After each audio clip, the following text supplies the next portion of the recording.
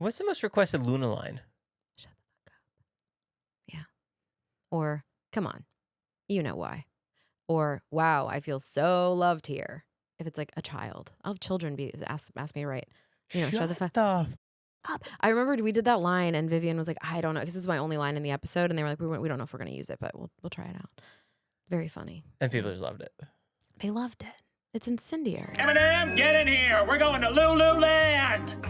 Lululand? Lululand? Lululand.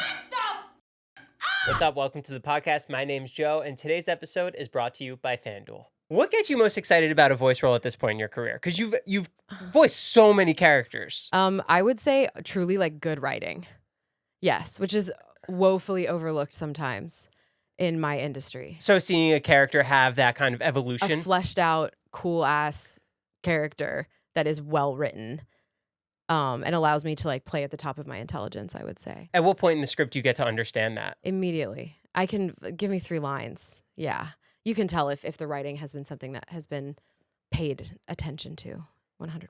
Do you like a new character or do you like hopping into something that's already established? God, you're really asking the hard-hitting questions right off the bat. Both for different reasons. Because I get bored really easily. I'm very ADD. So I really enjoy doing something different every day. But I'm always nervous at the start of a new job. And so getting to come back and revisit characters, you're sort of like, what is it called? Exposure therapy, So eventually it starts to feel like I'm just slipping on like an old pair of boots. And that's how I feel about, characters like I did Futaba Sakura in Persona 5, it's so crazy because some people will go, wait, you did that?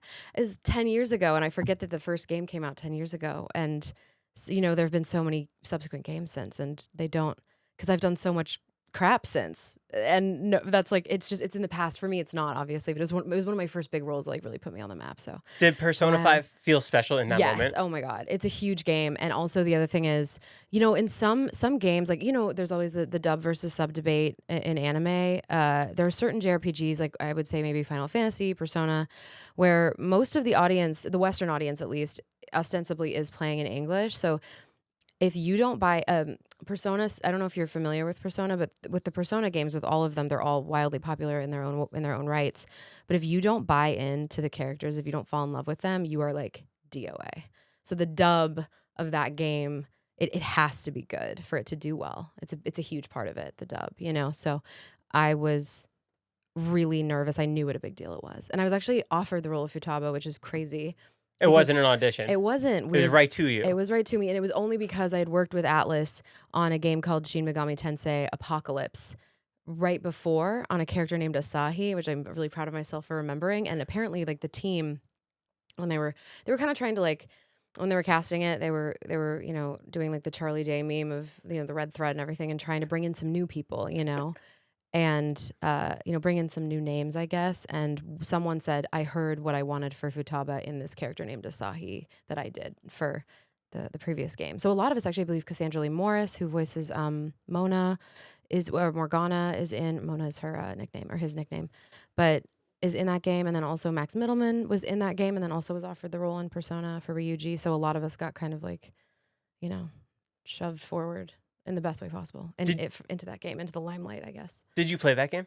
I played, actually, I don't play a lot of games I'm in. I don't watch a lot of things I'm in. I don't play a lot of games I'm in because it kind of takes me out of it. I'm getting better at it. And then I'll just, go, oh, I could have done that differently, and I'll, freak out about it. But what about Helluva Boss or Barbie? You've definitely seen some of that, right? Of course I have. The Barbie movies. Oh my gosh, deep cut. Yeah, I've watched some of them, but I don't watch them all the way through. I'll watch like a scene or something, unless someone desperately wants to watch something that I'm in. I will allow it. But I did play, actually, funnily enough, like 69 or 70 hours into Persona 5. It's a great game. Oh my God. It's so good. It means so much to so many people. It's just a fantastic game. I'd recommend anyone, even if you're not super into JRPGs, play a little bit of it. Just see how it feels. When you run into your character and you are hearing your voice back, are you ever surprised at how you did it, how you said it, or why you said it that way? Well, VO specific games especially it's a director's medium, right? So you'll do it a million times, but the director gets to decide what eventually ends up going into the game. And I'm sitting there, I can't really see the forest for the trees. So I'm hyper focusing on the one line. And then, I'm like, why did they pick that take? And then I watch the thing holistically that I'm in and I go, oh yeah, actually I'm not the queen of everything and I don't know everything. And I'm happy that somebody else was the arbiter of like what ended up, because they're looking at this thing holistically, right? They're looking at like an entire picture they're building. And I'm like, but this one line, like I want this read. And they're like, well, you can't because it has to have to dovetail with this read. And I'm not looking at that. But I always think I'm right until I'm not. What's the thickest video game script you've ever seen? The thickest? Yeah, because video games have so many different variations, and it's like falling down 10 feet, falling down 20 feet, falling down 50 feet. Oh, of course. Yeah. We'll see. It's funny you mentioned that because I'm thinking as far as thick scripts, a long form narrative game, right? Like, so I would say probably like obviously one of the Spiderman games, like the PS4, PS5 game, or I voiced Cassie Cage in Mortal Kombat 11. And I remember we had a physical script for that and it was chonky. It was like, it actually probably technically wasn't that big in the realm of like narrative scripts, cinematic scripts, but I think it was like 75 pages or something, maybe more than that. So but you're I think just I in the physically booth got to see it, flipping through it. Yeah, because Cassie was a really big part of the story for MK11. Yeah, and obviously then I got to do this is for Mortal Kombat 11.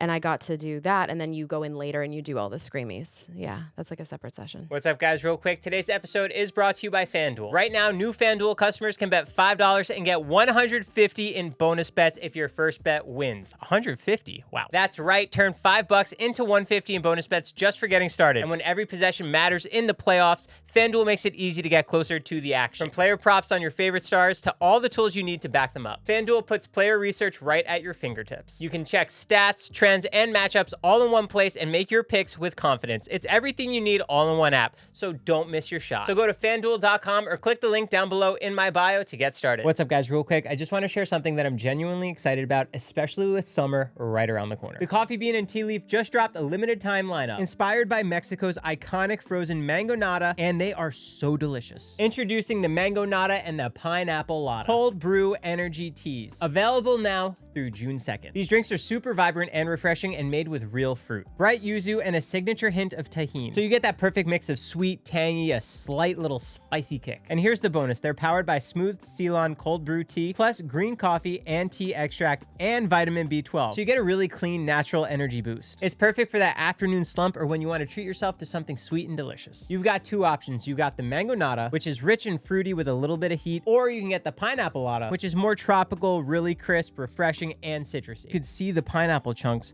sprinkled throughout. I personally like that spice. I like the mango nata, but I also love the pineapple latte. I love a sweet drink. Either way, these are both around just for a limited time. So if you want to try them, don't wait. Go to your nearest Coffee Bean and Tea Leaf. Check them out before they're all gone. All right, now back to the podcast. You didn't see the new Mortal Kombat yet, did you?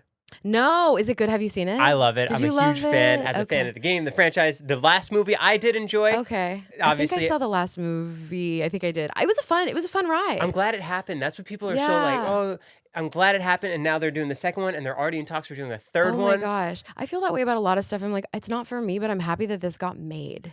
Like there's that aspect of it too. I'm happy that someone threw money at that and that got made. That bodes well for humanity. Because now there's the second and we're possibly getting a third. Yeah, and I thought the exactly. second one was so good. Casting was so good. The acting was so good. Oh yay. I'm Yeah. so glad. I didn't know you were a Mortal Kombat fan. Big fan. That's awesome. When you get the Mortal Kombat script coming to you, Cassie Cage, is that Yeah. who you're auditioning for? So sorry. So when you're auditioning, you just get sides, like a few, You don't know a what few character pages. it is. I didn't. She was codenamed. I didn't know. This was so long ago. God, centuries ago. I got sides, and I just was like, oh, I think it was codenamed 7-Eleven. That's what it was codenamed, and it was just a few lines, and then it was because the casting director Amanda Wyatt knew me, and she really fought for me for that, put me up for that role. I was very new in my career. It was a huge deal to me. Mortal Kombat. Oh my God. Yeah. And I love Cassie. Cassie's just me. I mean, I get to be my sarcastic self. And yeah, she just feels so much like me. Are you big into video games then? Or are you... I used to be. Used to be. Are you like an ex-addict or something? Or So like, I used to love video games. I used to be really into StarCraft, okay. which you were part of. StarCraft? Yeah. Was I? You did additional voices in StarCraft. Oh my God, that's why I don't know. I have additional voices. That's what you did additional voices? No, you did. Oh, You did. I thought you were like me as well. I was like, oh my God, that's so cool. I think everyone in the industry's probably done additional voices for StarCraft. Is I don't that even a remember loop that. group kind of thing? No. I don't do loop groups. I'm not a loop group girly. I have never really gotten into it. it can be, it's really lucrative, I know, but it takes up a lot of your time, and it's also very involved. Like you will have to, I know people who they'll say, okay, well, you have to be in the background at a hospital, right? You're doing basically like Walla on camera for a hospital scene, and you have to know like jargon, like medical jargon. You have to practice it the night before. It's crazy. Yeah.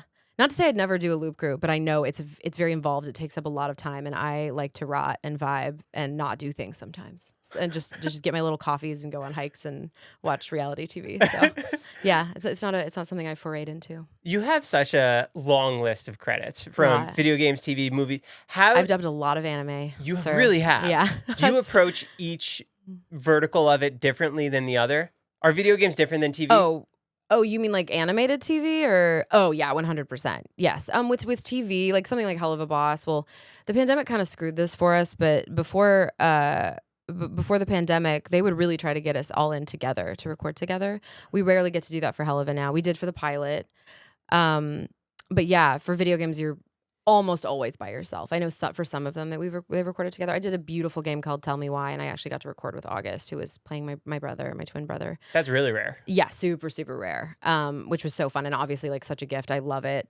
Anime, you have to be by yourself because you're dubbing to picture. It's a really technical skill. So because you're watching the screen while you're doing it. Yeah, you're literally. It's like there's beeps involved. You're watching the Japanese. You're watching what's already in there, and then you're looking at an English line that's been written, and sometimes it's underwritten, sometimes it's overwritten. Sometimes I'm generally a quick reader, so sometimes they have to add words in, or I have to slow it down. I mean, you're really trying to massage this thing. And actually, I just did. I don't do a ton of anime anymore, but I just did a role, Takako Uro for JJK, Jujutsu Kaisen, and.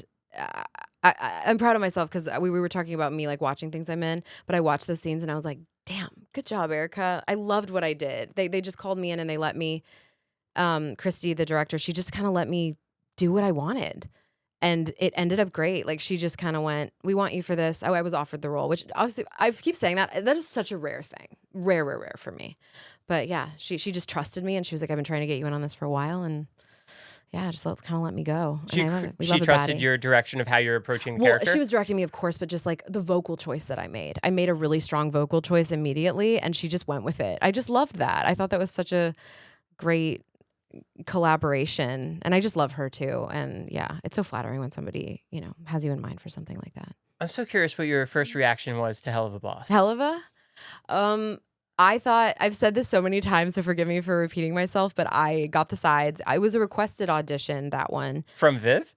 From, I guess, whoever. Actually, I don't think I've ever really asked her. I don't think she remembers why I was requested. So requested basically means like you need to read on this because they're looking at you and they definitely want. They're still sending the audition to everybody. But they're really considering you. You're getting listened to, which is great. Huge, lovely. And I did the audition. I remember that day I was so exhausted, and I did the audition at my friend's house because they were voice actors as well. And it was like 5 lines, and I thought it was a furry fighting game. I really did. I went, "What is this? What the fuck?"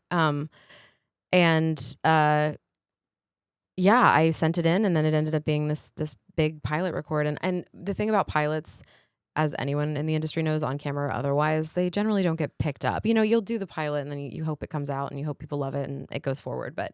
I try to leave all of that in the booth. I just want to serve the piece as best I can and get out of there and then go on with my day. And then it ended up being this absolute, I don't want to say sleeper hit. It kind of feels that way a little bit, but because has been Vivian's baby for so long, and then we feel like. Yeah, I don't even know how to describe it. Has-Been's like this scrappy, or Helluva's like this scrappy like little brother show that people really love, and I think there's space for both of them, and I think they both like the tides of both raise all the ships. What was your first reaction to Loona? Like when did you first see her? Oh, when I saw her, there was a little sprite of her on the audition, and I was like, oh, bitchy wolf girl, love it. And now I think I'm legally only allowed to voice animal characters or at least characters with the animals in their name, because we're really on a roll here. Like we have Loona, who's a hellhound. We have I just voiced a werewolf named Silver in Deadlock, a game called Deadlock, which is Valve's game, and then Kit in Gameoverse, which is she's literally a cat girl, and then we've got Black Cat. I mean, it's a lot, and there are other animals as well, but I won't bore you. Stepping into the Spiderman world. Uh-huh. Did you know, was that a misleading title when the audition came in? Yeah. Yes. I don't want to say the code name because I think they kind of stick with the same like sequence. They Because just they don't kinda- want it to leak. Yeah, of course. Oh my gosh, everything. Yeah, it's kind of fun. Sometimes it would be nice to know what the thing is, just so you can fine tune your acting choices a little bit more, because working on an anime or a children's animation is different than working on a Western game, is different than working on a JRPG. Et cetera, et cetera. And of course, you glean what you can from the writing. And I remember this is some kind of cinematic game. For Black Hat, you're talking about for the Spiderman games from years ago, or well, so many years ago. But yeah, the PS4 and PS5. I remember getting the script and just thinking, okay, all right, I'm gonna. Oh, you know what's funny about that? Actually, I had done a private lesson with the casting director of Spiderman.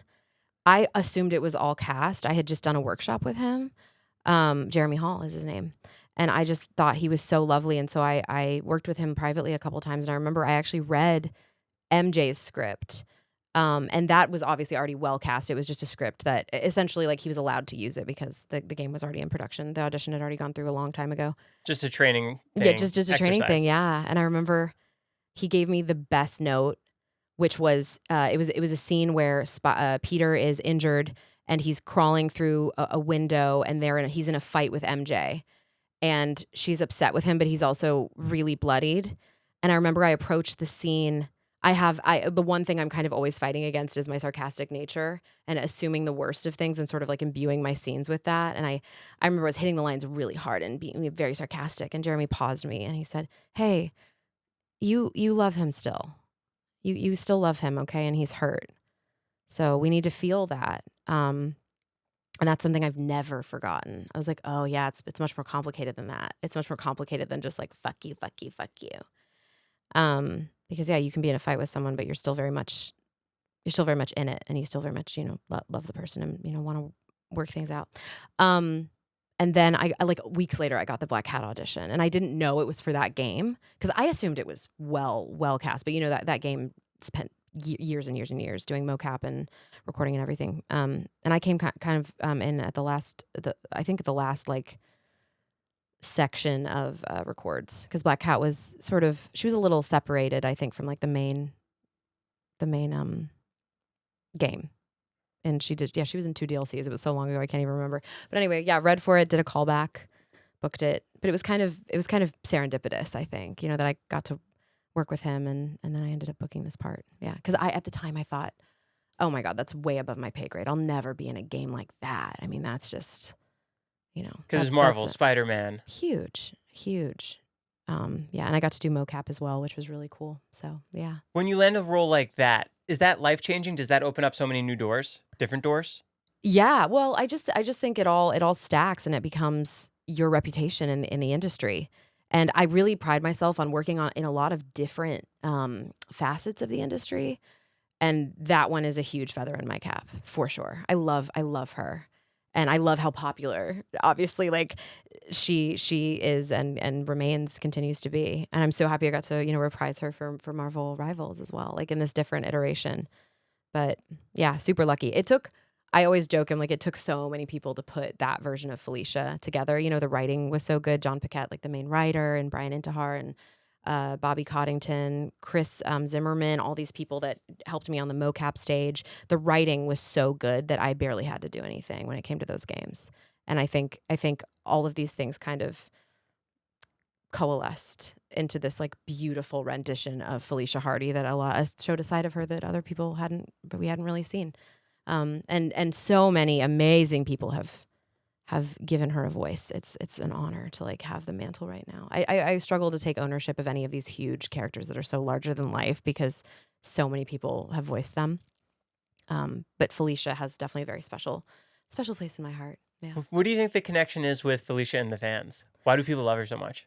I mean, you love to hate her, you hate to love her. I think she's morally a little bit gray, but at the end of the day, I do think that she is a good person. And I think her interplay with Peter is so fun. And just like the tension's palpable between them at all times. Yeah.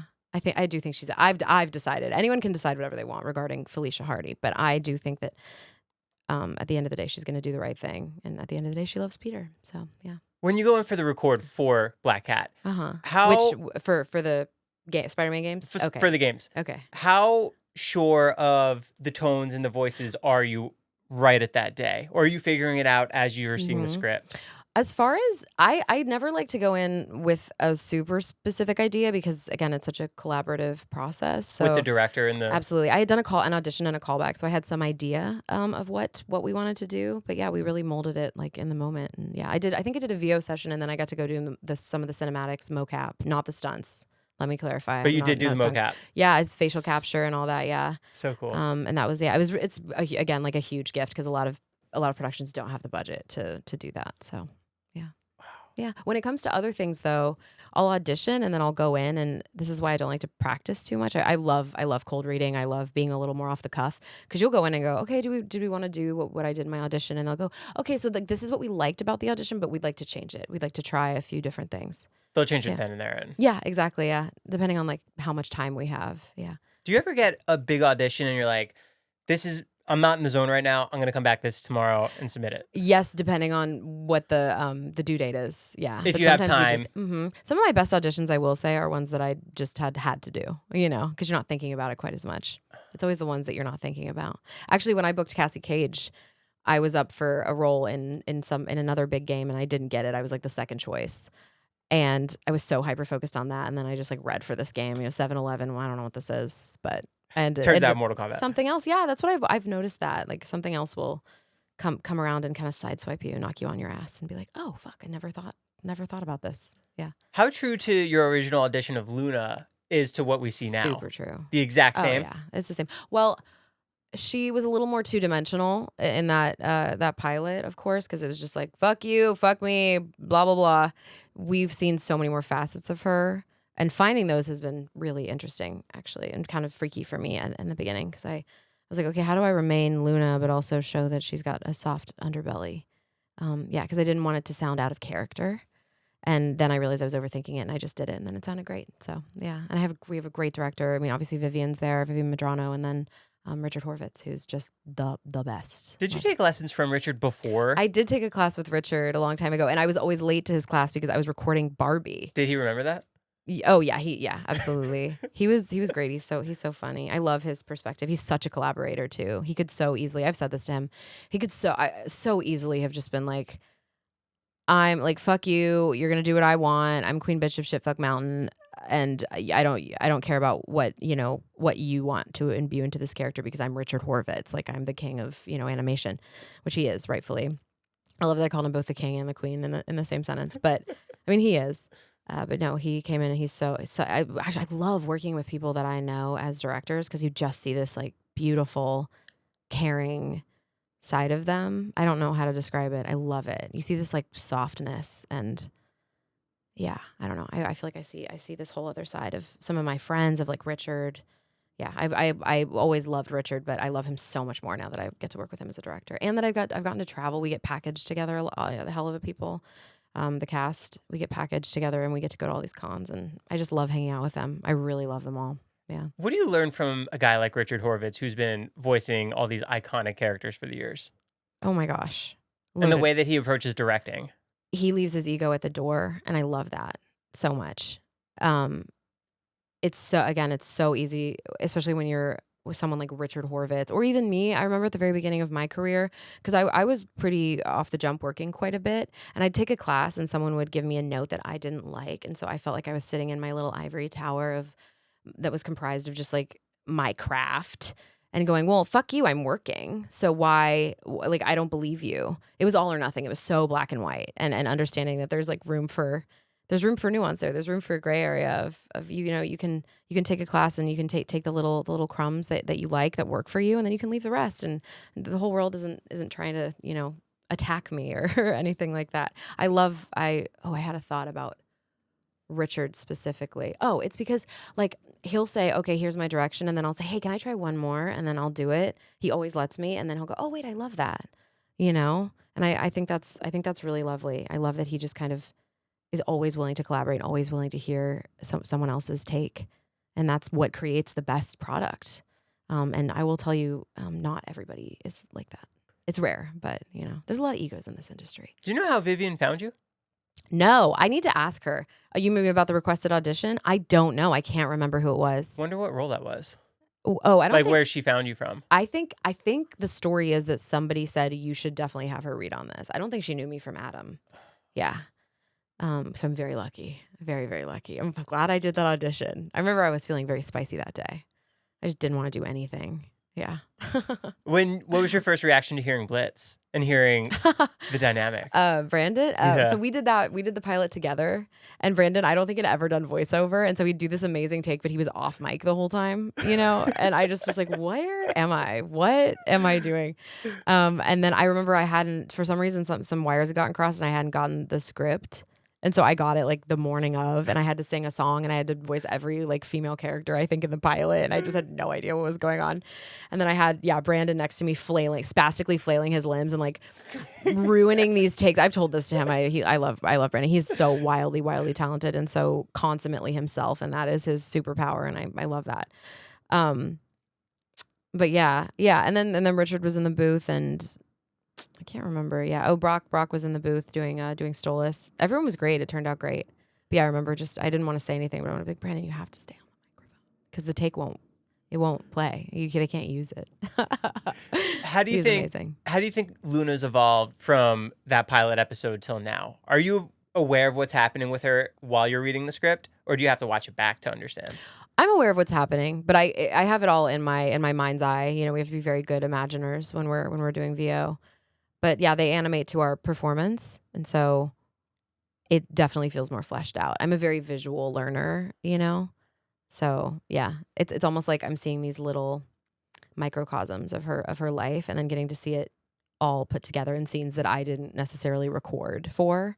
And how she her story interweaves with everybody else's. I really love your career because you've done so much. Thanks. From new IPs like Helluva Boss to the globally ones like Barbie. Yeah. First, when you're auditioning for that and you're stepping into that role, is there a lot of tedious processes to make sure that you get this role? Are you talking about Barbie? Yeah. On their end, on my or on their end, are they going through all these hoops to figure out the right casting? This is what it's going to be for. I try to think about that as little as possible because my head would explode. But for Barbie specifically, I remember we were doing in-person. It was an in-person audition. I read for Teresa and Skipper. And then like the next day, my agent called me and said, they want you to go in and read for Barbie. And I was like, I don't sound like Barbie. What on earth? And I went in, I read for Barbie. I remember it was Carol casting. And they gave me this big sheet of paper and they said, she was like, well, it was this monologue. It was Malibu Barbie talking about her life. And this is so cool. I know, isn't it so funny? Yeah. She was like talking about her life and Carol was like, okay, I know you see the script, but can you just talk to me? And so I was sitting there, this was like, oh my God, 11 years ago or something. And so she has this recording of me just going, hi, my name is Barbie Roberts and I live in Malibu, but I also have a house in Wisconsin. Have you ever been to Wisconsin? Like I just started improvising and asking Carol things. I was like, have you ever been there? Oh, it's really pretty. Sometimes it gets a little cold, but yeah, I love to surf. I love, all these different things. And I was like, okay, thank you so much. Bye. And then months later, I got a call from my agent. They said, hey, they need you to go up to El Segundo to do another read for them. And so I went up there and they said, I was so nervous. I felt so out of my depth. I was like a year, maybe less out of theater school.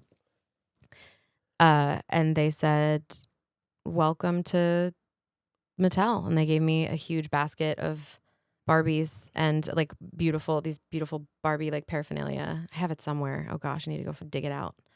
And then one of my best friends, Marielle Scott, who's an actress. She's amazing. We were sharing an apartment and she came home and I was like sitting at our table and I had my laptop out and she was like, "Are you Barbie?" And I was like, "I think so." And she was so excited for me and I was so nervous. Yeah, it was amazing. Mari's amazing. She was always so freaking excited for me, like unabashedly, and more excited for me than I was for myself, to be honest. Yeah. I love thinking about that because I know there's a whole room of execs with your face on the board and they're listening to all these, this is the one. Yeah. And for Black Cat, actually for the Spiderman games, I did my callback and they filmed it. And I remember hearing after the fact that I walked out of there and they pulled up her what is it called? Her art, like the concept art. and they played my audition and they went, "Yep, we're good. That's it." Yeah. Like that. You know, the real crux of everything with VO is that voice coming out of that face. I mean, really, do you believe it? Yeah, crazy to think back and crazy to think about how imposter syndrome and insecure I was. I'm lucky I got anything done, to be honest. I still get imposter syndrome sometimes. I'm like, oh, I'm perfect now. I never have any doubts. Of course I do. But yeah, I had doubts about being in Rivals. I didn't know. I was like, they could go in such a different direction. I don't know. And that's okay. Yeah. Remember my friends were saying, sorry to interrupt you, but I'm very ADD and I'll forget. But my friends were like, I got the sides. Like, should I? I said, absolutely read on it. Everyone should read on it. Of course. It's either going to be me or it's not going to be me. I want someone I want someone who's amazing. I'd love it to go to one of my friends if it's not me. What was your favorite thing that came out of being Barbie? Oh, being Barbie? I think, again, I am very sarcastic. I will always go for the sarcastic, cutting read in my life and also in VO and acting in general. And Barbie is so earnest. And I think that was a very important thing for me to learn. Yeah. It almost like changed my brain chemistry a little bit. In what way? You're not weak for caring. You're not weak for being earnest and loving people fully and taking down, those barriers. Yeah. When you approach a video game, Mm-hmm. does it ever blow out your voice because you're doing so many different? Oh yeah, I'm one of the player character voices in Helldivers.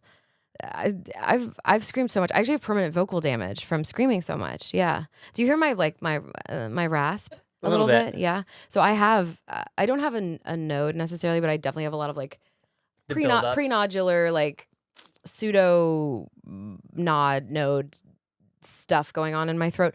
But the reason that it's not an issue is because I stopped. I was yelling in every game that would book me because I sound there aren't a ton of women who sound really, really good and really strong when they scream, especially when it comes to battle chatter. You have to have a lot of stamina to do that. And I was like a puppy, I wanted everyone to like me and I wanted everyone to hire me. So I didn't take the best care of my voice and for years. And that's why I pared back a lot. My agent said to me, hey, like, we cannot keep doing this. Like, you can't go do Call of Duty and then Barbie. I remember one day I was sobbing in the Mattel parking lot because I had worked on Call of Duty the day before and I thought I could just go and do Barbie. And I couldn't. I was like, I can warm up out of it. It's fine. And I couldn't. Like, I was just so hoarse.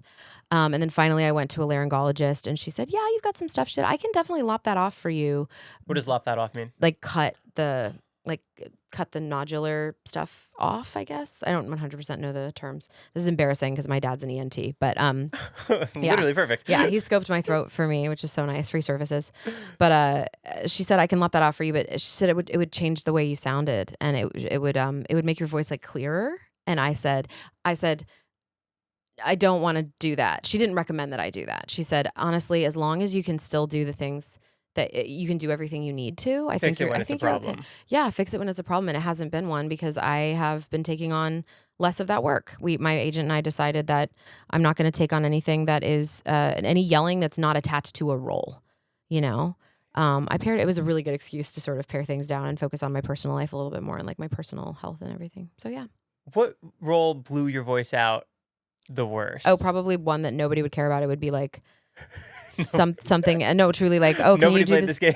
no just meaning like an unnamed character, like the background voices. Military girly one who's just screaming like enemy spotted near the Winnebago, enemy spotted near the fucking whatever, like I don't know, it's just so much screaming. Who were you in Call of Duty? So many people. Like what? I just did an operator. What's her name? Nora. I keep saying Nora Roberts. That's an author. Her name is Nora Anderson. So I'm one of the operators that you can choose in the new Black Ops game. But before that was barely anything. That was fine. That wasn't a ton of yelling. But you can't fake the kind of screaming that one has to do. You can't like do it healthfully. I can't be like, enemy spotted near the Winnebago. Like they want it to sound like you're under duress, like you're in war. So yeah, you're fighting. You're the stakes are very high. So you got to just kind of let her rip and do it.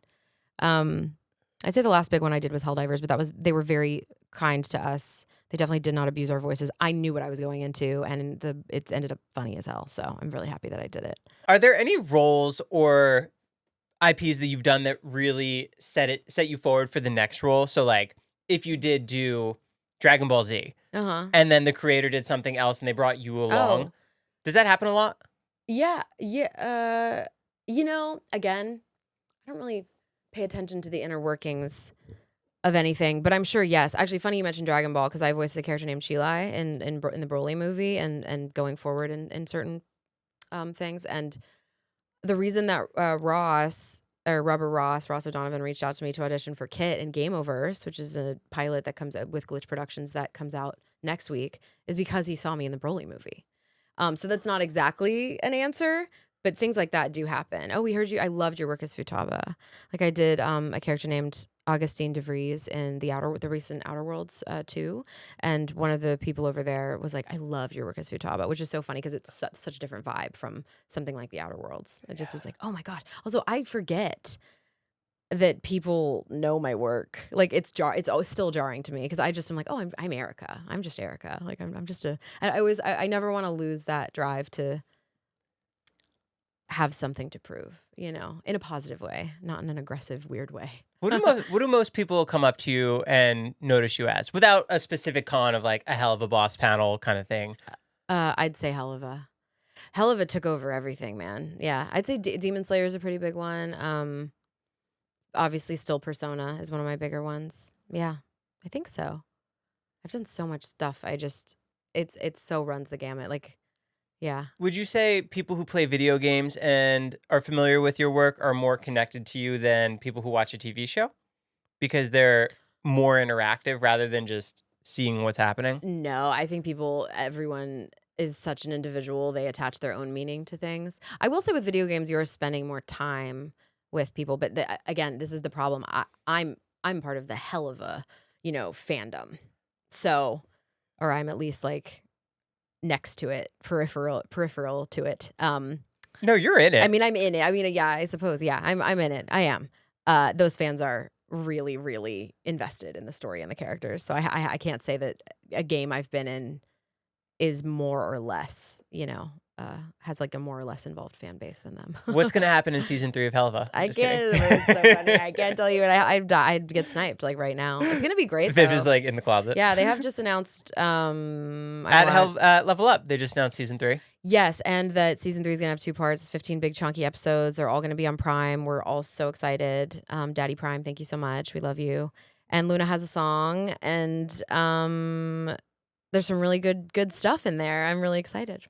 When you have the task of doing a Loona song, do you have to prepare any differently than if you were just doing a regular voice role? Oh, yes. How so? I mean, I don't want to reveal too much, but it's not like it wasn't the easiest song to sing. Also, I'm among Broadway legends. So I was like, I need to practice. I'll give myself my flowers. I am a good singer and I can figure out just about anything as far as singing goes. If you give me a scratch track, obviously not like the crazy like operatic, whatever. But I can figure it out. I love singing. I actually arguably like singing more than I like acting. As far as like purely what I enjoy, I love singing. And so when I found out Loona was getting a song, I was really, really excited. They did consult me a little bit. They were like, "Hey, what kind of vibe are you feeling for a song for Loona?" Oh, so you get to chime in and at least throw your notes out. Yeah, which is so sweet. And then they sent me a scratch track and said, I was in Cabo, I remember, and on vacation. And Sam Haft sent me a scratch track. Oh, Sam did those songs. Yeah. He said in conjunction with a few other people, but I know the song got bounced around to a few people. They were really trying to figure out what they wanted, and it took a while. But he said, "Hey, I just want to make sure that you feel comfy singing this. Like this is, the key and everything." And I was like, "Yeah, yes, I can figure that out." I didn't want to change the key, so I practiced a lot. I sat in my booth for a couple hours, and on different days, and I figured it out. I went, okay, how do I want this to sound? I really want, and I hope this comes across, because again, while I am, with next to a bunch of Broadway legends, Loona very much feels like a black sheep in a lot of ways in the show, and she feels like a black sheep, and she also, I would say, is one in certain ways. She feels othered. And I want that to come through in the way she sings. I want that. I don't want it to sound like she's super polished. I want her to sound like a badass rock star when she sings. So I hope that comes across. I worked really hard to do that. Do you remember, did you ever have any recordings with Christina V on Sailor Moon? Oh my God, no, we were all separate. So, but I Because love you both were Christina. on Sailor Moon, and now you're both on Helluva. Yeah, I did Vest. She's been much more. Wait, who is she in Sailor? Is she Mercury? No, Mars. She's Mars. I know because I used to love Sailor Mars when I was younger. She was my favorite. We never recorded together. I did Vest, who's one of the Amazon S quartet. Oh my God, this is so embarrassing. Amazon trio. I don't know. Her name is Vest. She's super cool. Yeah, Amazon quartet. Christina was on for years prior to me, I think. Yeah. So, but I love Christina. So, yeah, she's great. Do you have any other favorite characters on Helluva besides Loona? Oh my God. I love all the characters. I love everybody. Yeah, I just actually got to meet Barrett Wilbert Weed for the first time, and she does Octavia. I love Stolas. I love everyone. And also I know the people behind these voices, and they're just all so freaking awesome. Like, they're just lovely people. I couldn't have asked for better co-stars. What do you think of Viv's writing style?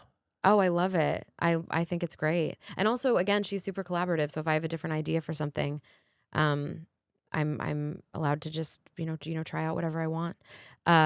She's such a white horse in the industry as far as what she's doing with the show. What is a white horse? Rare, unlike gotcha. other ones. Yeah. Okay. Cool. Yeah. Like a little unicorn. She really exactly a unicorn. Yeah.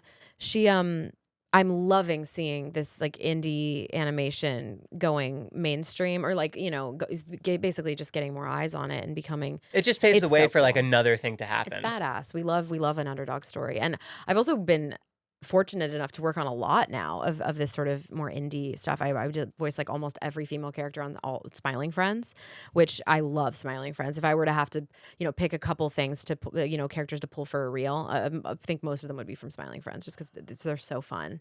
And then obviously Gameoverse as well. So I've been really, really lucky in that respect. A lot of people love Smiling Friends. They do. Their fan base is pretty wild. And I love Zach and Michael. I cannot wait to see what they do next. I feel so fortunate that they kept bringing me back. And so you do all the female characters? Except for I think like 2 or 3 of them. I think Monica Franco, who is lovely, and actually works at Spindle Horse on Helluva with Vivian now.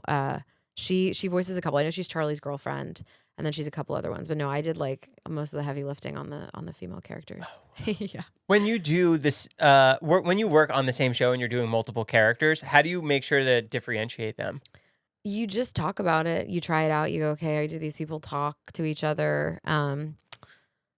Yeah, we just kind of, and to be fair, these characters, a lot of the stories in Smiling Friends are standalone. So it's not that like every single one, like if one of them's in season 2 and one of them's in season, 3, and the situation's completely different. They're not interacting with the same people, and the character is completely different. It gives me a little bit of leeway. But you have done multiple characters having conversations with each other on other projects. Yeah, I voiced 3 League of Legends champions that all have to be able to talk to each other. They actually told me after I did my 3rd one, they said I was not allowed to audition anymore. You're done. Literally, they said, I will never forget, Jess at the time, she went, the League of Erica is dead. Stop auditioning. Because I think what was happening was they were taking the names off of the auditions, and then like I would get into the final pile and they'd be like, that's Erica. No. Yeah, but I would audition. That was one where technically, because I voiced Talia, Zoe, and Morgana. Morgana's all the way down here, Talia's in the middle, and then Zoe's all the way up here. So I was like, ha ha ha. Like I was like, I can do this. I can make that work. What's your day-to-day like looking as far as auditions and recording for final projects? Like, what's a busy week for you? Oh God. I try to keep my weeks as like the least busy possible because I want to like hang out with my friends. I want to, hike and do, fun things where I just get to chill. But a busy week would be, a good week for me would be like working on, honestly, like this week, like I did like a commercial on Monday. I had to, from my home, I worked on it for like 4 hours. I have a couple game sessions this week. They're all things that I like and all at teams studios? that I like. Yeah, so the game sessions are at studios. Most game sessions are at studios, actually. I think they're really big on like the continuity of the sound. They want to all sound like everyone's in the same space.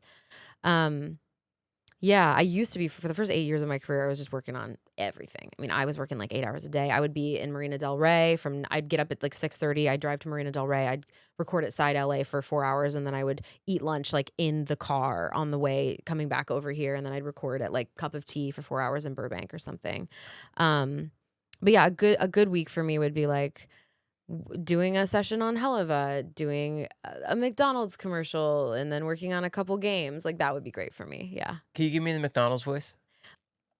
Prices and participation may vary. Limited time only. Cannot be combined with any other offer or combo meal. Single item at regular price.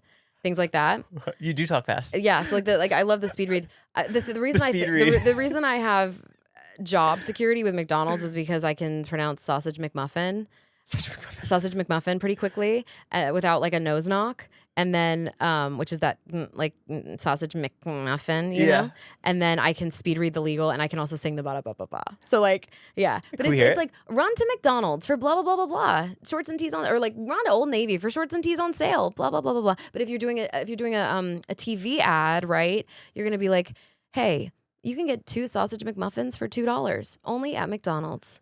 But then if it's radio, I'm giving everyone a free class. I've never taught before. This is incredible. If it's radio, you know, there's no visual, right? So the dialogue needs to be more punchy. So you're gonna be like, right now at McDonald's, you can get $2 off of blah blah blah blah blah blah blah. Da da da.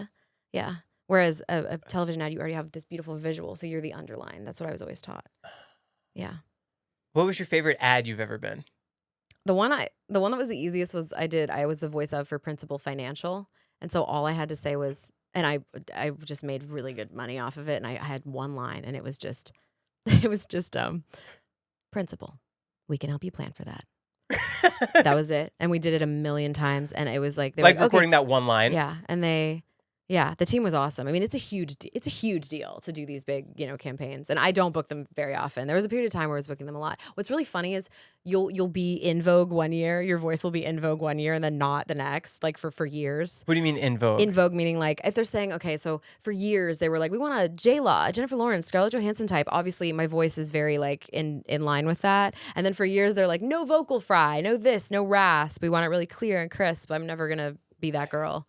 So yeah. Ba-da-ba-ba-ba. Is that legal? Can I do that? I know you asked, so I had to do it. But yeah, that's crazy. Yeah, it's pretty wild. Did I answer your question? I can't remember. You did. Okay. Are you toys? Are you? Am I toys? Yeah. Yeah, I did a bunch of Barbie toys. I remember I did like a voice match for DC Superhero Girls a while ago. Yeah, I don't audition for a lot of them though. Sometimes with toys, it's like a voice match. I don't want to say too much. It's just sometimes it can be a little dicey because I'm like, why is the original person not doing this? Yeah, I'm not great at voice matches. That's not. I can do like a couple like fun impressions of things, but I'm not big on voice matching. Some people are so good at it. Are radio ads coming in as often as they used to be? It's more. I feel like it's online radio rather than like traditional radio. Podcasting. It's probably what's playing between podcasts. I don't pay attention. There's no way to track any of this. You just See have to trust it that is. they're paying you the residuals. Yeah, or like online TV, OTV. Like that's what I just did. It was like online radio, online TV for this campaign a couple days ago. Back to your one-line ad. You said it paid really well. Yeah. Is there residuals on an ad campaign because it's on streaming or it's on TV, and then they're... You know, it's funny. I don't pay attention. I know the contracts have changed wildly over the years. I think you make the most money on residuals with TV, like cable TV. And then they re-up the time. Yeah. So the real thing that you want to make sure in the contract is that they get it for a certain amount of time, and then they have to renew the contract every time. Yeah. But I think now it's a flat fee. I'm not 100% sure. Like someone wants to license out a pizza video that I just did, but they want it for a year, and they want to be able to use it across all broadcasting platforms. Absolutely. You negotiate that. Yeah. That's a lot. That's very high. Yeah, absolutely. And they want exclusivity. Yes, exactly. So I have a conflict like McDonald's. I do not audition for fast food. You can't be anywhere else. Yes, quick service. It's a QSRs. quick service conflict, yeah. Oh. And now with this one I just did, it's going to be a beverage conflict. So I can't audition for any kind of like health beverage. A new one that you just did? A new one that I just did. Yeah, it's like a health beverage, and I'm not gonna. Yeah, McDonald's. I have worked for McDonald's for. I never talk. This is so funny. I never talk about this, because with commercials, I love them because I really have to take my ego out of it. It is like a mathematical equation that I am trying to solve with this team, and they are not hiring me because they're like, she was Loona and Helluva Boss. In fact, actually, that might hurt me, right? I'm just voice of. I'm a nebulous voice. I'm trying to just sell this product. So I know that they're just hiring me because I can get the job done. And McDonald's has been like my main commercial client for the last 6 or 7 years. I love the team. They bring me in quite a bit, and I love them. But I don't think they know. They've run their ads. One of them I think knows I'm in Helldivers. But yeah, sorry, go ahead. They run their ads based on regions too. Are you? Yes, regional, yes, and it's all regional for me. I think there've been a couple national commercials, but again, there's no way to really track it, and I don't pay attention. But they're all SAG-AFTRA, so it's all it's all ostensibly being tracked somewhere. But yeah, and they'll renew it. I'll see on my little payment stub that they renewed something I did like last June. Yeah, Those are the best. absolutely. And they'll go, hey, we changed the price of this. You did this last year, so we just need you to punch in for this, or we need to add like one more legal line or something. Yeah, they're dream clients. I'm obsessed with them. I love them. I will always clear my schedule for them. I'm like, anytime, guys. Yeah. If McDonald's wants you to redo something, are you doing that at your house, or do you have to go into a booth? So I have a studio brick, and I did this. I was very reticent to do this for years. I was like, no, I go in the studio. I'm a princess. I speak good in the microphone, and that's it. I want the engineer. I want the director. Absolutely, yes. Now I'm very happy that I was forced. It was foisted upon me to have to upgrade my setup during the pandemic. I had a vocal booth to go, like fabric booth on metal frames and my laptop. That was what I was, because I was going into the studio for everything. And then I realized, I need to upgrade this. I know I was recording for Star Wars Squadrons. It was like my first session when the 3 months were up where they shut everything down and they went, okay, we have to start working again. And the fan of my laptop was going too fast. And it was making noise. And I went, fuck, I have to, all right. And so I got on my, on my laptop and I bought a computer, like an actual computer. And then once I moved into my house, I bought a studio brick. And that, do you know what a studio brick is? It kind of looks like this actually, funnily enough. It's a encompassed booth, basically a professional booth, a broadcast quality booth. It's very heavy. It slots together like bricks. I think they're made in Spain. They're very expensive, but for me at that point, it was worth needed it. it. I did, yeah. And some people, I'm like, you do not need to do that off the jump. That's not necessary. But for me, it was at the time. And now I've had some, especially with commercials, because they'll rent a studio, some of them, but most of them, they're like, oh yeah, I've used Source Connect. If it sounds good, just send it. Absolutely, yeah. So I just roll out of bed and roll into I don't even have to put on makeup or anything. I mean, a woman doesn't have to put on makeup anyway, of course. I've been saying that. Yeah, my whole exactly. life. Oh, you're always saying that. You're All the classic time. Joe. Yeah, classic Joe. That is Yeah, me. yeah. That is the tagline of this podcast. But yeah, it's great for me. But most things I will say do want to record in studio.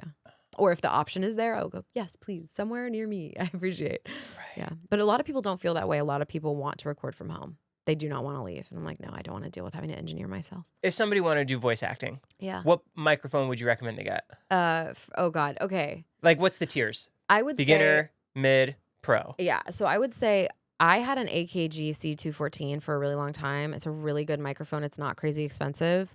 I think it's in like the 300 to high 200, 300s range. And what are you plugging that into? Do you need an interface? I wish I had. Yeah. Oh yeah. Of course. You need a. Oh wait. No. Yeah. That. So I actually started off with a Apogee microphone, like a USB microphone that plugged into my computer. Some of those are pretty good now, though. Oh, I bet they're even better than they were when I was younger. I booked like the Final Fantasy VII remake off of a USB mic, like Jessie in the FF7 remake.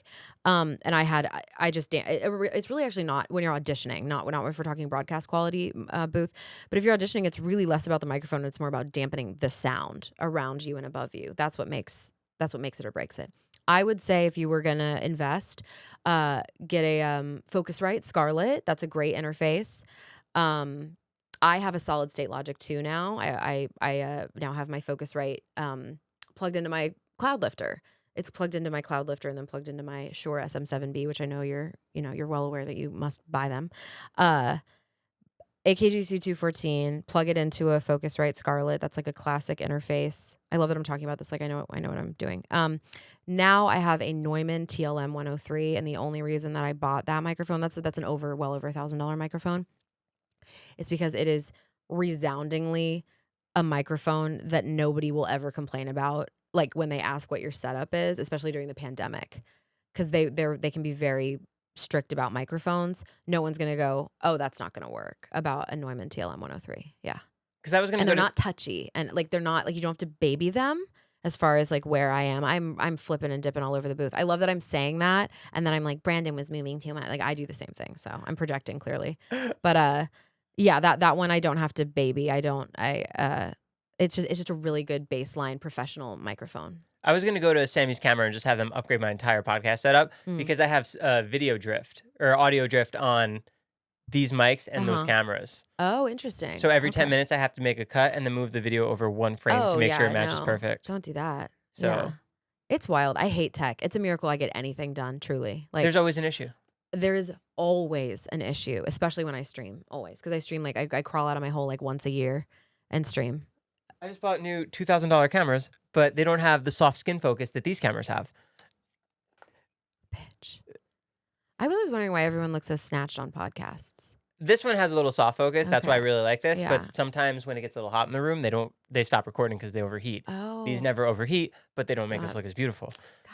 Balances. Yeah. I'd rather have them overheat and look more beautiful, I think. And then I just have to be like, sorry, I got to change the battery. Sorry, guys. It's okay. That'd be so embarrassing for you. I can't even imagine. It What happened to that's Ron like. Perlman when he was here. I'm like, oh my God. Ron Perlman, I've been at a few cons with him, and He's the best. seems so cool and chill. Like he was just sitting on a couch, like playing some computer game or some phone game, and there are people like around the corner going like, "That's Ron Perlman." It's so funny. Yeah.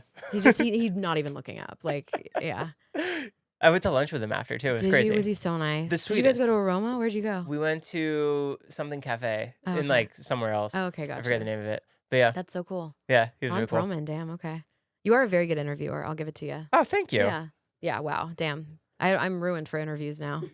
This is probably, maybe the best one I've done. Let's go. Yeah. Yeah. When you're building a character, where do you try to start for who they are? Oh God, this is such a funny question because my hero's journey in my life has been like think less, crash out about things less, and so this is why I don't teach, because I just kind of do it. Do you know what I mean?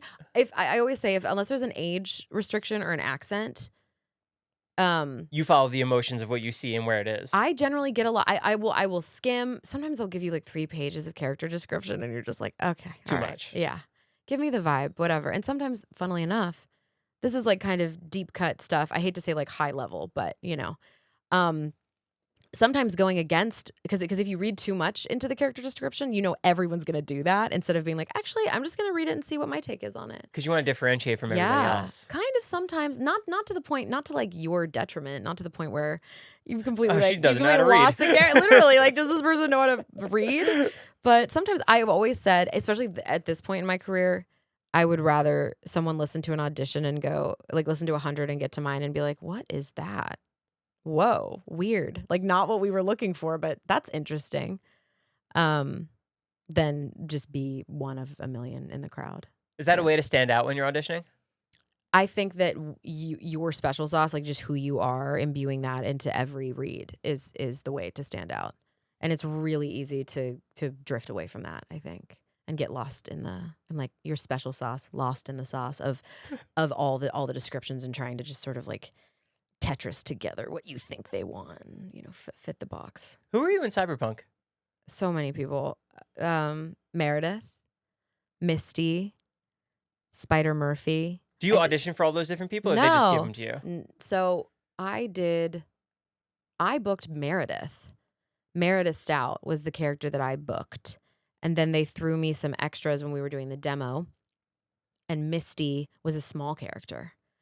And I've said this before, but I really did not know what to do with her. I played her like a valley girl at the beginning. Have you played Cyberpunk? Is that why you're asking? Oh no, okay. She ended up being the biggest character that I did. They kept writing more and more and more for her, and we kind of figured out, like on the 3rd round of recording, we figured out where she sat vocally and kind of.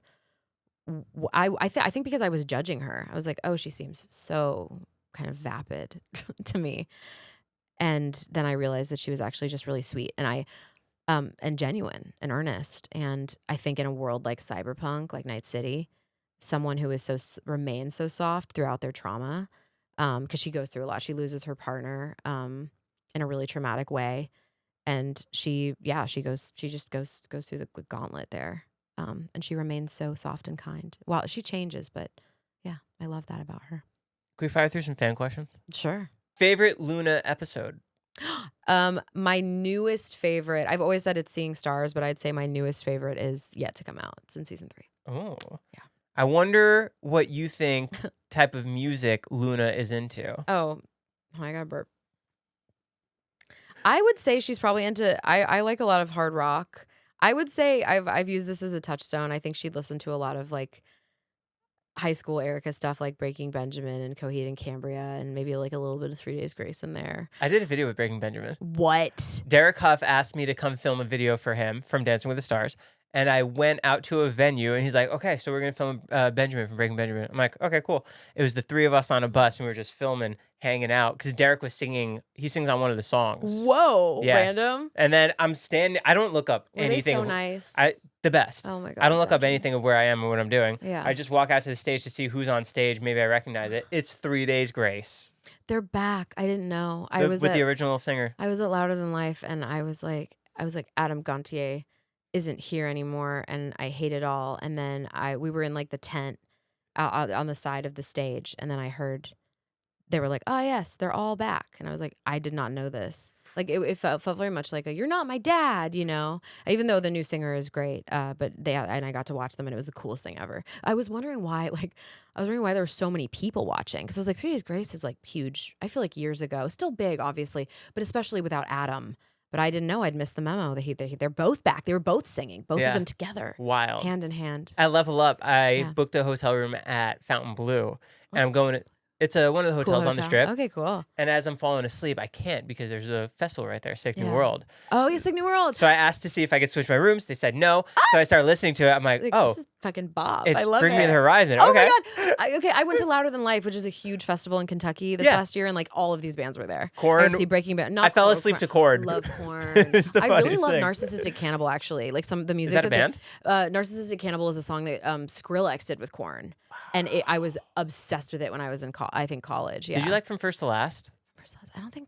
That was Skrillex's old band. Oh, I don't think I've heard. You would probably like them a lot. Whoa. They're like post-hardcore, Yeah. really cool. Ooh. Oh, and then I was gonna say Touchstone, and I'm always spreading the gospel of Kenny Hoopla. I love his stuff. So freaking good. I see Very him pop on Warped punk. Tour, I feel like. Yeah. I love Estella. I could listen to that song every day for the rest of my life, constantly. I know Estella. How Can I Rest in Peace If I'm Buried by a Highway?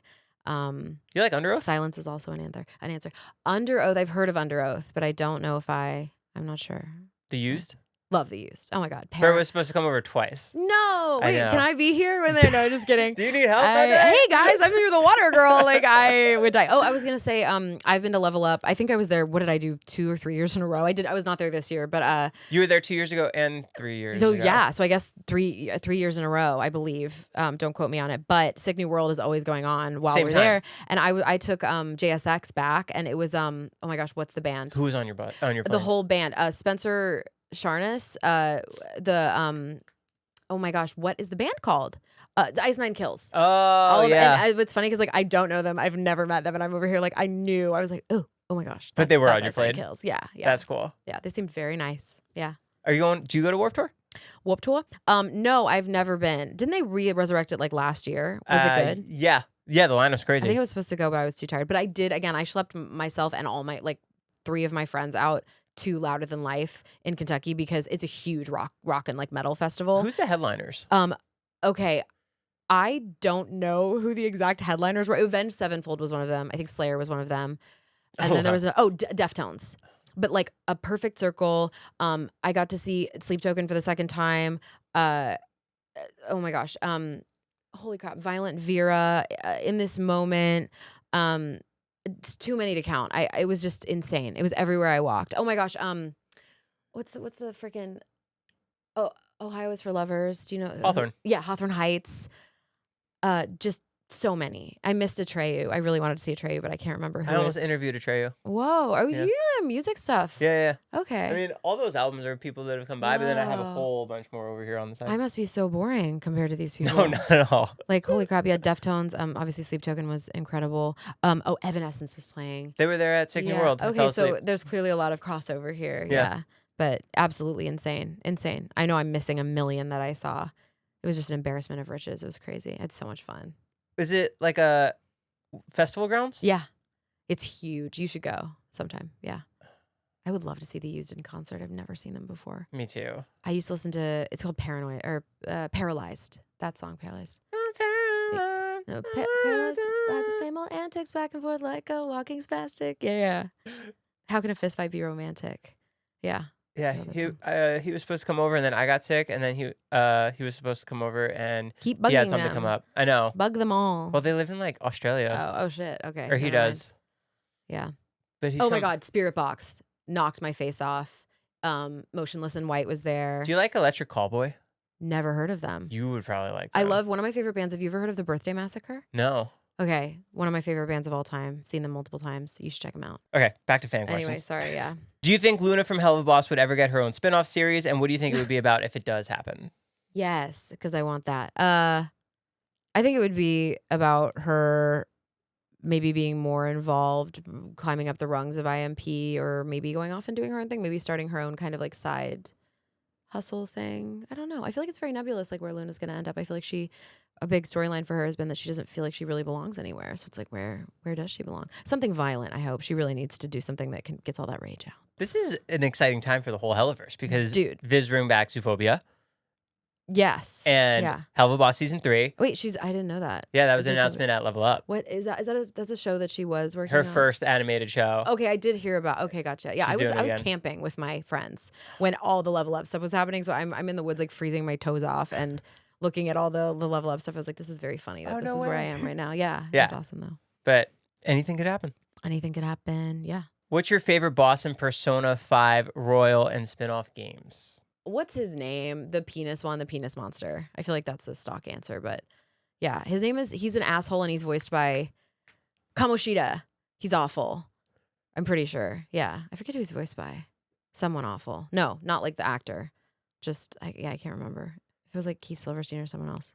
How was the experience working on Barbie movies? Wild. movies. The movies were so fun, and I got to be with like my the girls who were cast as my friends. We all got to be in the booth together at Salami Studios, so it was really, really lovely, super fun. What was the coolest studio you've ever recorded at?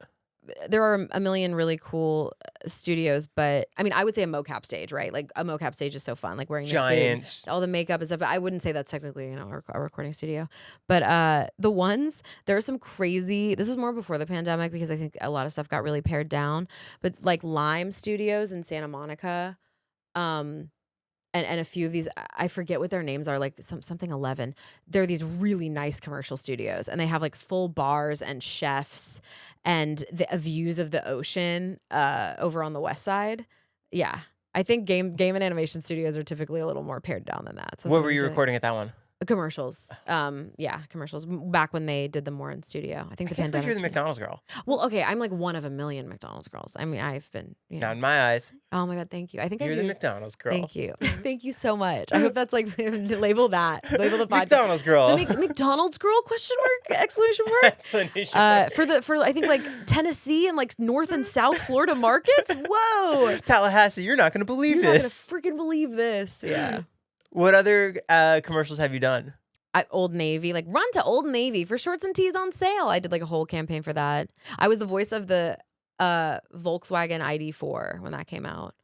I've done, I mean, these are ones that I've done like multiple sessions on, but I can't even freaking remember. Oh my gosh. It's been a bunch. I've done like Honda radio commercials. It's not very sexy, I promise. Like I've been called back for many commercials and not gotten them, as with lots of different things. Yeah. Fast food. I think I'm really good at the sort of bigger reads, the more popped up, like, wow, oh my gosh. I'm doing like basically Barbie voice, like, wow, that's so cool. You're my best friend. I'm Barbie.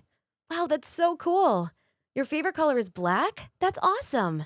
Wow, that's so cool, Joe. It like hurts my brain. I feel like I'm at an airport. Right? How are you in airports? Yeah, no, I'm not in any airports. Yeah. Theme parks? No, I have never booked a theme park. Do those come in as auditions? They come in sometimes, yeah. I mean, again, like it depends on the day if I read on certain things. Because I don't want to, again, I'm lazy. I don't want to work all day. I want to chill. I want to chill out sometimes. I want to finish this off with some Yeah. rapid fire. Okay. No thought first comes to mind. No thought, head empty. One brain cell. Doesn't even know she's alive. Favorite character you've ever voiced? I cannot choose. There's no way to choose. Can you fire off some? Loona, Futaba, Black Cat, Hardest voice to perform? anything that involves a ton of screaming, God, or a squeaker. I have to warm up a lot. I have to make sure I don't do anything the day before. Dream character you'd love to play? Oh my gosh. a protagonist in maybe like Assassin's Creed or something. I love the Assassin's Creed games. BioShock would be great. Would you play that game? BioShock? No, Assassin's Creed if you were in that. Yeah, I probably would. I played 2 through Revelations are some of my favorite games. BioShock's 1 and 2 as well. What do you think is the most underrated video game that you've ever played? Underrated. I'll say mine. Okay. Gauntlet Legends. You ever play that? What Legends? Gauntlet Legends. Gauntlet Legends, no. It's like a 4-player fantasy world, and you go through the worlds and realms, and you defeat the bosses. Okay, we're playing, my friends and I literally last night were playing a game called Enshrouded. Feels very similar. I don't think it's underrated. I just don't think a ton of people know about it. That's it's still underrated. in beta, I think. Yeah. Clearing dungeons. I just want the biggest weapon. It's my 2 girlfriends and one of my girlfriend's husbands, and it's so clear. They want to like decorate and build our home. They're like, oh my gosh, wow, you can put vines on they updated this. You can put vines on the building. And I'm over here like, I want big sword. I want kill wolf. Like, that's all I want. I don't really care about the decorating part of things, which really has screwed me because everyone's like, Pocopia and oh my gosh, what are all those freaking games? The little ones where you plant all the little flowers, and do you know what I'm talking about? What are those called? I forget the name of it. Dude, I can't believe I can't remember. I feel like an idiot. Where you build the world and like you're decorating your house. You're decorating your little house and stuff. Although to be fair, I did love playing Sims, so maybe I'll get back there someday. Yeah, I just don't care about like decorating. I just want to do stuff. Do you have a favorite line you've ever recorded? I have a lot of lines that I loved recording. I'm a huge Fate fan. Like the Fate anime or Fate Stay Night. I love Fate Zero. I love Fate Stay Night. Unlimited Blade Works are 2 of my favorites. And when I got to voice Mordred, I was so excited to say like, "Are you the one who is my master?" And Clarent Blood Arthur, which is their noble phantasm. I got to yell that out. I loved voicing Mordred. That's actually one of my favorites. What's the most requested Loona line? Shut the fuck up. Yeah. Or come on. You know why. Or, wow, I feel so loved here. If it's like a child. I'll have children ask me to write. Shut the fuck up. I remember we did that line and Vivian was like, I don't know. Because this is my only line in the episode. And they were like, we don't know if we're going to use it, but we'll try it out. Very funny. And people just loved it. They loved it. It's incendiary. Yeah. This has been incredible. So fun. Thanks so much for coming by. by. Oh my God, of course. You're awesome. You are. Dude. Yeah. What else can you talk about that you do have coming up? This is fun because this is a great time because I just did Marvel Rivals Black Cat just dropped. So fun. Next week, the Game Overs pilot comes out, which I'm wildly excited about. It's an animation pilot with Glitch Productions and Rubber Ross O'Donovan, Aaron Hansen, Grant Kirkhope is doing the music. It's just so beautiful. And where's it coming out? I think it's just gonna be on YouTube. I'm pretty sure. But yeah, everybody can watch that. It's so beautiful. They put their heart and souls into it. We all have, and I think that's pretty much it that I'm allowed to talk about. I'm in a game called Marathon that came out a month or so ago. I voiced the Vandal Runner Shell. I just got announced I'm doing Sunbringer for Zenless Zone Zero, so super excited about that. But yeah, I think that's pretty much it for now that I can talk about. Season 3 of Helluva Boss. Heck yeah. When's that release date? I don't have the date. I think the first half of the season is coming out in late 2026, and the second half is 2027. Yeah. Have you seen any of it? No, none. Do you try and wait for things to come out to enjoy it with the fans? I don't really watch a ton of it, honestly. I have started watching Helluva though, but I mean I don't get it early. They don't send it to me early. So yeah, that's the only way unless we're going in and doing pickups and I can see, the animatics or like when they've partially animated stuff. Vivian does show us things sometimes. She'll be like, hey, we have this done if you want to watch it, or we have it. We don't have all the production in, but if you want to watch it, I always want to watch. Yeah. Yeah. I think I used to be scared of myself a lot more. I just couldn't, I had to just do my job and leave. And it was like an anxiety thing. And now I think I'm a lot healthier about it, and I can actually watch myself and just enjoy my work and my life a little bit more. Yeah, I think that comes with age and medication. Yeah. Well, guys, go follow Erica on TikTok, Instagram. Yeah, I don't really do TikTok, but I have an Instagram. Yeah, give me a link down below. Yeah, thank you. Thanks, awesome. Joe. See you guys. Yeah, that was great. Yeah. Thank you guys so much for watching today's episode. If you enjoyed this podcast, give a thumbs up, leave a comment down below, make sure to subscribe. And today's episode is brought to you by FanDuel.